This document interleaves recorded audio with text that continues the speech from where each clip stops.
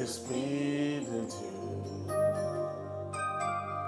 tu es là, présent parmi nous.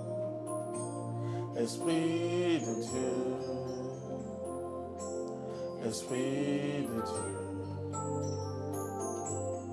tu es là, présent parmi nous. Esprit de Dieu, Esprit de Dieu. Je vous salue dans le nom précieux de notre Seigneur Jésus-Christ. En ce mardi matin, nous bénissons le Seigneur. En ce milieu du jour, Dieu veut te bénir encore. Nous sommes en train d'entrer dans les principes de la croissance et là, je vais parler de la croissance spirituelle. Et dans mes enseignements, je dis toujours chrétiens, croyons à la parole de Dieu. Elle a dit, cherchez premièrement le royaume de Dieu et sa justice, et le reste vous sera donné en surabondance. Je vais dire comment on grandit spirituellement et ce que la Bible nous dit. Hébreux chapitre 6. C'est pourquoi, laissant l'enseignement élémentaire sur le Christ, élevons-nous à l'enseignement parfait, sans revenir sur les articles fondamentaux du repentir des œuvres mortes, de la foi en Dieu, de l'instruction sur les baptêmes et de l'imposition des mains, de la résurrection des morts et du jugement éternel. Et c'est ainsi que nous allons faire si Dieu le permet. Il est impossible en effet pour ceux qui une fois ont été illuminés, qui ont goûté aux dons célestes, qui sont devenus participants de l'Esprit Saint, qui ont goûté à la belle parole de Dieu et les forces du monde à venir et qui néanmoins sont tombés de les renouveler une seconde fois en les amenant à la pénitence, alors qu'ils crucifient pour leur compte le Fils de Dieu et le bafouillent publiquement. Parole du Seigneur notre Dieu. Ce texte peut paraître un peu dur quand nous l'écoutons, mais l'auteur aux Hébreux veut nous dire quelque chose de très précis. Il faut nous élever maintenant, il faut dépasser l'enseignement élémentaire. Combien de chrétiens n'arrivent pas à grandir? Imaginez-vous, frères et sœurs, un enfant qui a 10 ans et qu'on continue à lui donner de la bouillie. Enfin, bien sûr, toutes les grandes personnes peuvent manger de la bouillie, mais la bouillie des enfants de 2 mois. Mais il ne pourra pas croître. Et la croissance est un processus naturel. L'homme doit croître, la plante doit croître. Et de la même façon dont la croissance spirituelle est un processus spirituel, chaque jour, je ne dis même pas chaque année, nous devons croître un peu. Alors, pour croître, il faut s'élever au-dessus de l'enseignement élémentaire du Christ. Beaucoup, et surtout dans notre Église catholique, restent encore à la foi du catéchuménat, et quand on allait, et effectivement, Dieu est Père, Fils et Saint-Esprit. Vérité théologique, vérité universelle sur la personne de Dieu. Alléluia. Dieu est trine. Mais qu'est-ce que cela signifie pour toi et pour moi? Quand tu as cette révélation de Dieu qui est trine, qu'est-ce que cela signifie pour toi? Bien sûr, certaines personnes disent, ah oui, écoute, je suis baptisé, mais qu'est-ce que le baptême signifie pour toi? Et nous nous arrêtons à ces choses, nous nous arrêtons simplement au fait de recevoir avec les sacrements, de recevoir des enseignements, mais qu'est-ce que tout cela provoque en toi? De quelle nourriture spirituelle tu te nourris? C'est très important. Alors on dit, écoutez, quand j'étais catholique, voilà, maintenant je suis allé ailleurs, je connais Dieu. Écoute-moi, tu ne connaissais pas Dieu. Je peux te dire que tu ne connaissais pas Dieu parce qu'on t'a donné l'essentiel, mais c'est à toi de grandir. Tu es adulte et tu veux que quelqu'un d'autre mette la bouillie dans ta bouche. Ce n'est pas possible. Tu as besoin de croître. Alors, comment croître? Dans Jean chapitre 3, la Bible nous dit une vérité extraordinaire sur ce qu'on appelle la nouvelle naissance. Vous et moi, nous sommes nés un jour d'un père et d'une mère. Nous avons été déclarés soit à la préfecture, à la sous-préfecture, à la mairie. Et désormais, nous sommes habitants d'un pays, même citoyens d'un pays. Alors, notre nom est écrit dans les registres de notre État, en disant quelqu'un est né le 4 novembre ou le 10 novembre, le 20 novembre ou le 1er janvier 2030. Alors, on enregistre cette personne. La Bible dit qu'il y a des régies au ciel et il y a un registre spécial qu'on appelle le livre de vie. Qu'est-ce que Jésus va dire à Nicodème? Il va dire à Nicodème, tu dois naître de nouveau. Nicodème dit, c'est pas possible, mais je suis déjà âgé. Est-ce que je peux entrer dans le ventre de ma maman? Et voilà la différence entre deux compréhensions des choses de Dieu. Nicodème avait une grande connaissance sur les choses de Dieu.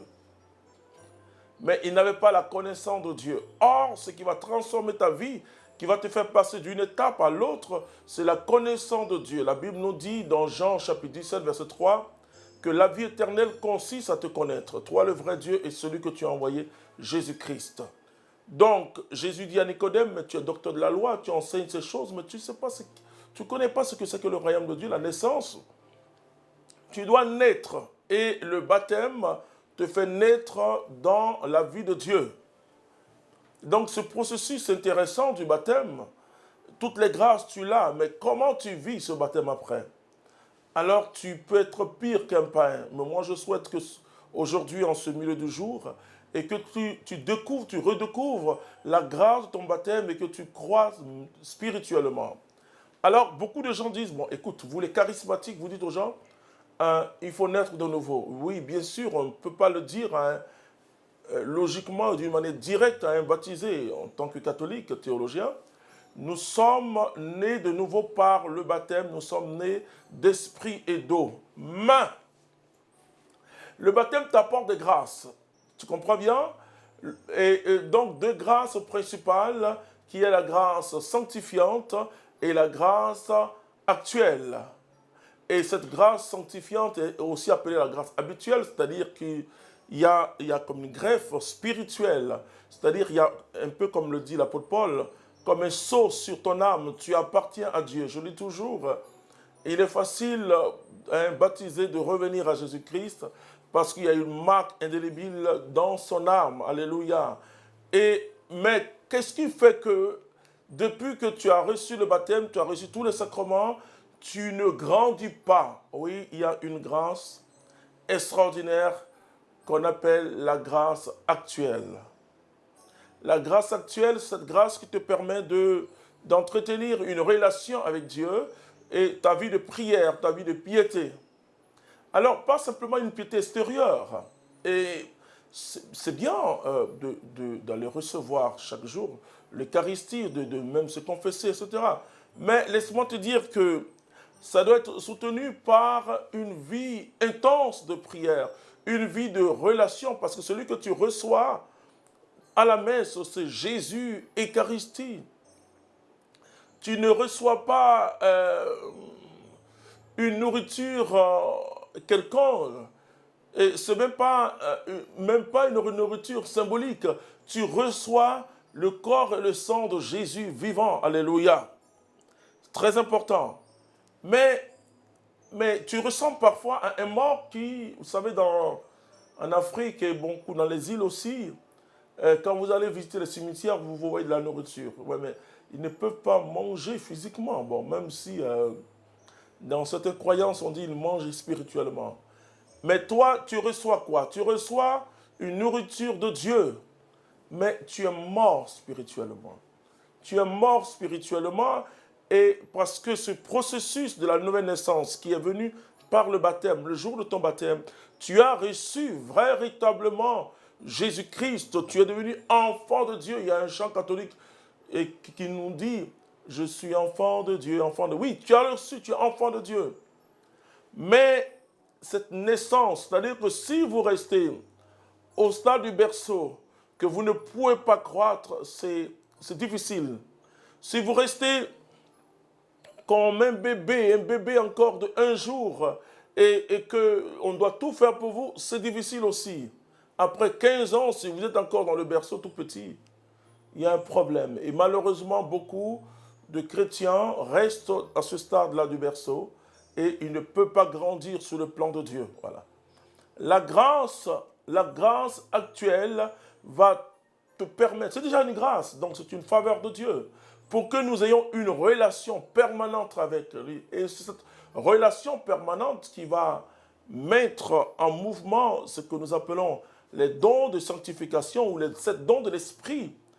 Et ce sont ces dons qui te donnent le caractère de Jésus et qui te font vivre comme Jésus. Mais si tu ne pries plus, ou bien tu prends la prière comme un rituel. Vous savez, il y en a qui disent, je n'ai pas fait ma messe. En fait, non, il faut dire, je ne suis pas allé à la rencontre de Jésus ce matin. Je n'ai pas fait ma messe. Non, je ne suis pas allé à sa rencontre. C'est très important, c'est le sommet de la prière. C'est vraiment, on ne va pas à la messe pour un rituel. Vous voyez, on va à la messe pour vivre une relation renouvelée avec Jésus par le Saint-Esprit. Alors on peut grandir. Chaque fois que la messe est célébrée, tu découvres l'amour de Jésus. Parce que la messe, écoute-moi frères et sœurs, c'est le lieu par excellence de la catéchèse, nous fait comprendre ce que Jésus a déjà fait pour nous. Alléluia. C'est tout le mystère pascal qui va se dérouler devant nous. Pour ceux qui ne sont pas catholiques et qui nous suivent, laisse-moi te dire que toi, tu dois naître de nouveau.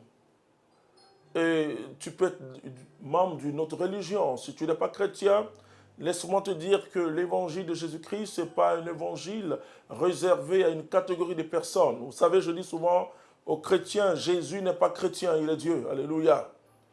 Alors, chaque être humain est capable de vivre Dieu maintenant, parce que le voile est déchiré.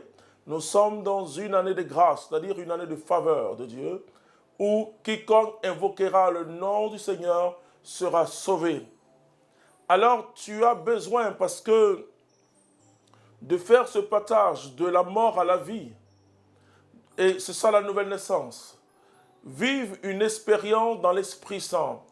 Alors comme on a écrit notre nom à la mairie ou autre chose pour dire que nous sommes devenus citoyens d'une nation, par cette naissance, notre nom est écrit dans un livre sacré qu'on appelle le livre de vie. Et je veux que tu naisses de nouveau. Et que, alors on dit, mais est-ce que quand je suis déjà baptisé, est-ce que je dois naître encore de nouveau? Si tu as régné Jésus, on réunit Jésus par son comportement. Le fait de quitter, aller dans le fétichisme, on réunit Jésus. Et il dit, celui qui va me régner devant les hommes, je vais le régner devant mon Père et ses anges. Alors, si tu as régné Jésus, même si tu t'es baptisé, je dis, tu as besoin de faire cette expérience. Tu étais vivant, tu es mort, tu dois ressusciter. C'est une renaissance, alléluia. Une renaissance pour toi dans la vie de Dieu. Alors, quel est le signe que je suis vraiment né de nouveau? La Bible nous dit dans 2 Corinthiens chapitre 5, versets 16 à 17 que désormais nous ne connaissons plus personne à la manière humaine. Même si nous avons connu le Christ de cette façon, et désormais on ne connaît plus le Christ de cette façon. C'est-à-dire que nous le connaissons dans toute sa gloire. Et tous ceux qui sont en Jésus-Christ sont devenus une nouvelle création. Les choses anciennes sont passées, voici que toutes choses deviennent nouvelles. Et c'est très important, mon frère, ma soeur, que toutes choses en toi commencent à revivre et que la nouveauté commence. Une façon, un changement de mentalité, un changement de vie. Alléluia. Si la vie Zoé de Dieu est en toi, ce changement est provoqué par cette vie. Et souvent, on parle de la vie éternelle, mais la vie éternelle, ce n'est pas une quantité de vie. Parce que l'âme vivra éternellement. Donc, ce n'est pas le mot éternel qui est important. Mais c'est l'endroit où tu vas passer cette éternité qui est important. Or, Jésus de Nazareth vient pour être le pont entre toi et Dieu, entre moi et Dieu, pour nous faire passer de la mort à la vie. Alléluia. Et cette qualité de vie qui triomphe la mort, c'est la vie Zoé. La vie de Dieu. Cette vie-là, quand elle est en toi, cette vie triomphe. Même le découragement, même la maladie, rien ne peut te séparer de Jésus parce que sa vie coule en toi. Imagine-toi comme un fleuve qui coule en toi, qui coule en toi. Et quel que soit ce qui peut t'arriver, Jésus n'a jamais dit aux chrétiens qu'il n'aurait pas de difficultés. Il a dit, je serai avec vous tous les jours jusqu'à la fin du temps. Alors toi qui m'écoutes, ce que tu traverses comme difficulté, laisse-moi te dire que Jésus ne va pas t'abandonner et la difficulté que tu traverses sera pour toi un sujet de gloire. C'est-à-dire Dieu va faire quelque chose, il va se servir de ça comme alibi pour te bénir.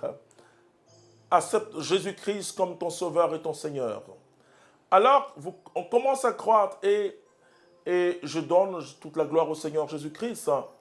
Le lendemain de ma conversion, tout me paraissait nouveau. J'avais envie d'aller embrasser les gens dans la rue, etc. Les arbres, tout était beau, le ciel. Et je suis que les écailles étaient tombées. Tant qu'il y a les écailles, tu vois tout en mal. Tu vois tous ceux qui t'ont fait du mal, etc., etc. La Bible dit tout concourt au bien de ceux qui aiment Dieu. Si tu aimes Dieu, tout concourt à ton bien. Alléluia. Parce que tu es appelé selon son dessein d'amour, son plan d'amour pour toi. Alors Dieu fait concourir toutes choses pour ton bien. Alléluia. Et que en tant qu'être humain, tu as des problèmes pour saisir cette vérité parce que tu dis, on m'a provoqué, on m'a blessé. Oui, on t'a blessé, tu ressembles un peu à cet homme blessé sur la route. Oui, les chefs religieux sont passés à côté, mais il y a un Samaritain qui est venu et lui qui a secouru celui qui n'était même pas Samaritain, qui était juif. Oui, tu as peut-être ce blessé là sur la route, mais Jésus te rejoint. Alléluia. Il te rejoint et il te guérit. Et c'est ce que le bon Samaritain a fait. Alléluia. Il a guéri, il a soigné cet homme. Alors, toi aussi, Jésus vient à ta rencontre. Alors, ne dis pas, ils m'ont blessé, ils m'ont fait du mal. Tout ton avenir ne dépend plus désormais de ton passé. Ton avenir dépend de ce que Jésus-Christ est en train d'écrire, une nouvelle histoire avec toi. Alléluia. Et quand tu commences à croître, tu commences à aimer la parole de Dieu. Et tu commences à aller à la messe ou au culte pour ceux qui sont protestants. C'est la même chose, messe, culte, tout ça. Et avec empressement. Et David dit que je suis dans la joie quand on m'a dit allons à la maison du Seigneur. Et tu es toujours content, tu ne fais plus la messe ou ton culte comme un devoir dominical parce que tu es baptisé. Mais tu es attiré par l'amour de Jésus. L'amour de Jésus, quand tu reçois l'Eucharistie, tu dis « Merci Seigneur pour ton amour pour moi ». Alors ta vie commence à changer. Les gens qui sont autour de toi voient un changement de comportement. Ça, c'est la nouvelle naissance.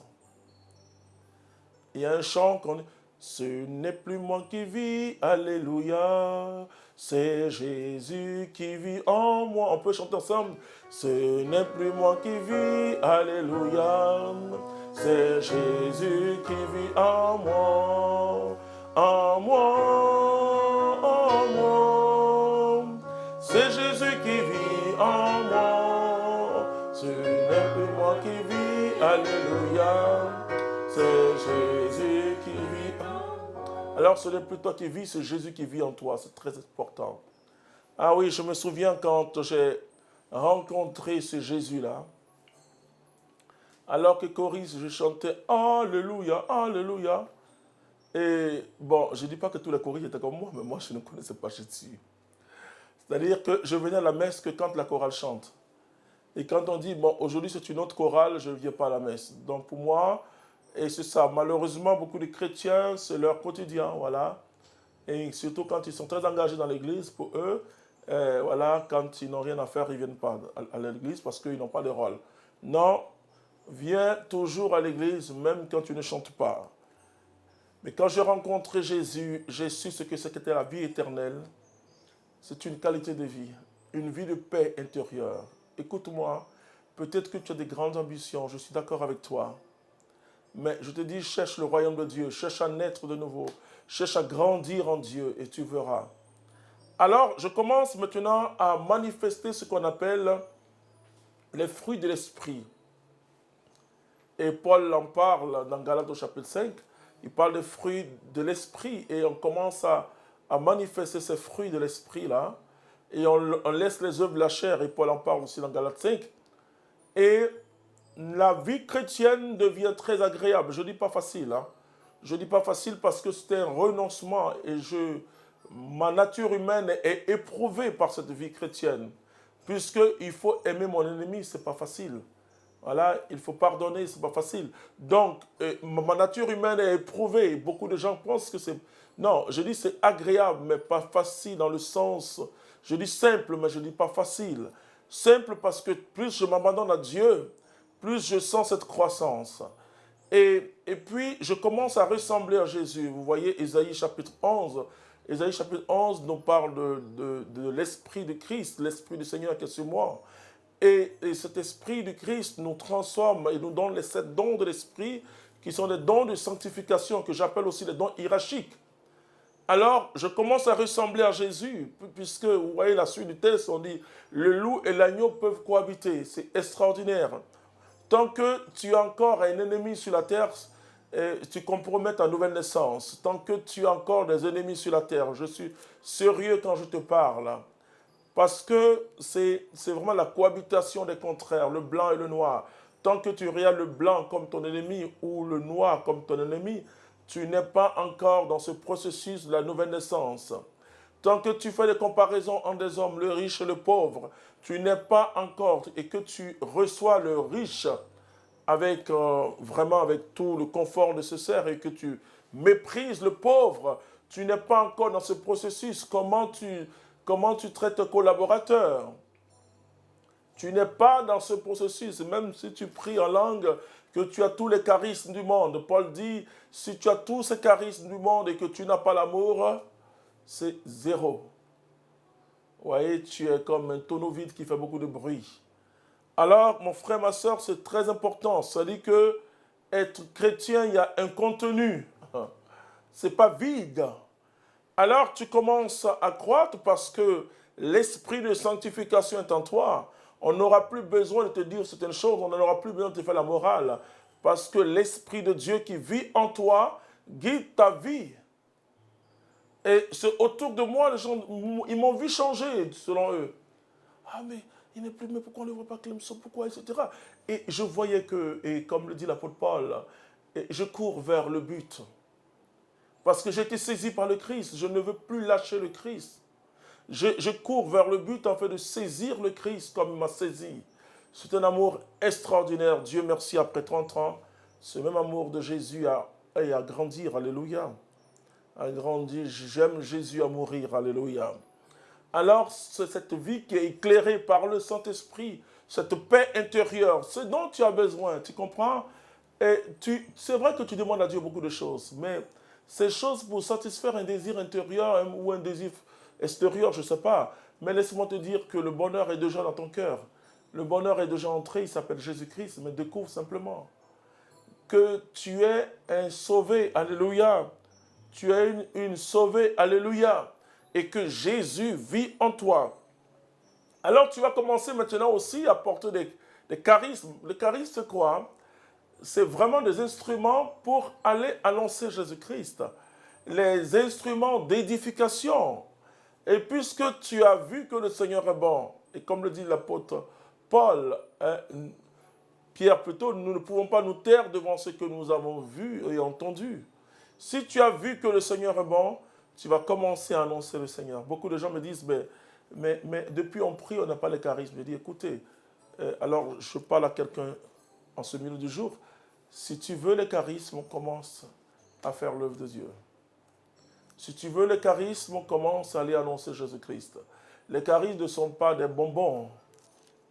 Voilà, les charismes sont des instruments d'évangélisation. Et plus on se met, plus on comprend que le monde a besoin de Jésus-Christ. Dieu va te donner la compassion pour les pécheurs parce que toi aussi tu étais très loin de lui. Et ce n'est pas un jugement.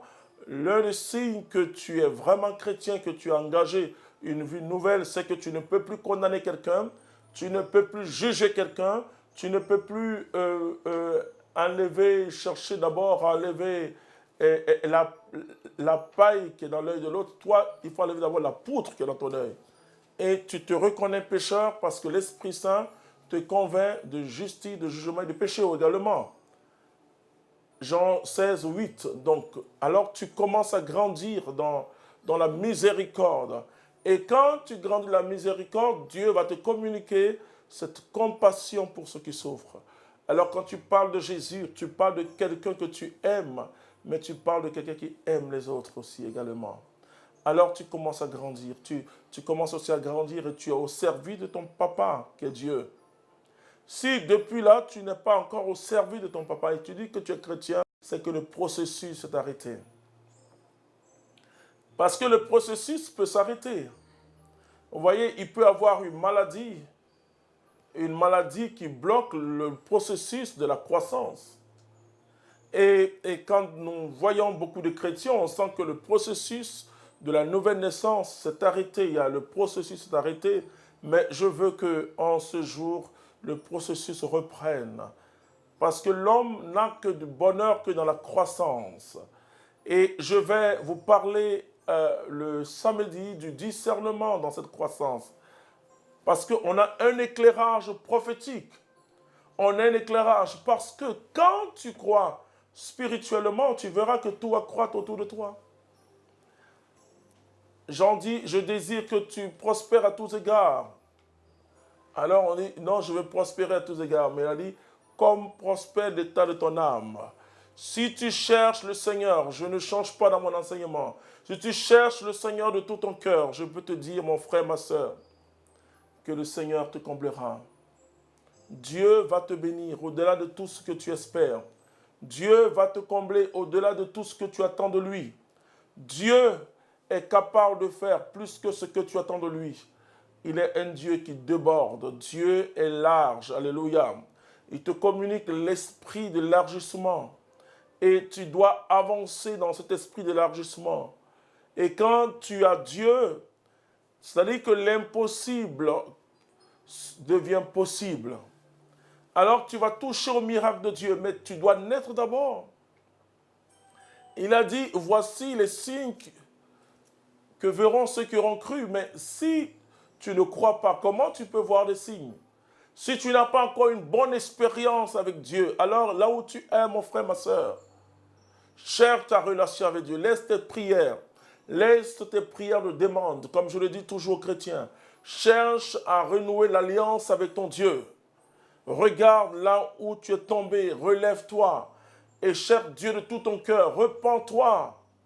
Dis-lui, Seigneur, mon plaisir c'est toi et c'est toi que je veux. C'est toi que je veux aimer. C'est toi que je veux aimer. C'est toi que je veux aimer.